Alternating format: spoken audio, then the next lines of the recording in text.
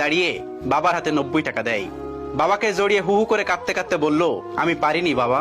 তখন মায়ের অজর ধারা গুনগুন কান্না পরিবেশটা আরো ভারী করে তুলছে। ছেলের বিধ্বস্ত ক্লান্ত চেহারা, হাঁটুর কাছে ছেঁড়া প্যান্ট দেখে বাবা একটা গাজলা হাসি উপহার দিল। ছেলের কাঁধে হাত রেখে বাবা বলল, এখন তুমি আমার সঙ্গে সায়দাবাদ থেকে হেঁটে বুড়িগঙ্গা নদীর কাছে যাবে। কোনো প্রশ্ন না। 4-4টা গাড়ি থাকতে, 2জন ড্রাইভার থাকতে হেঁটে কেন?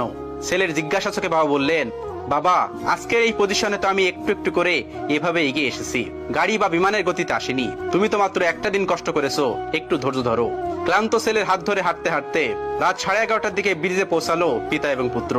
শান্ত নদী রেলিং ধরে দাঁড়িয়ে বাবা বললেন, তুমি আমার হাতে 90 টাকা দিয়েছো তাই না? ছেলে বললেন, জি বাবা, আমার জীবনের প্রথম উপার্জন।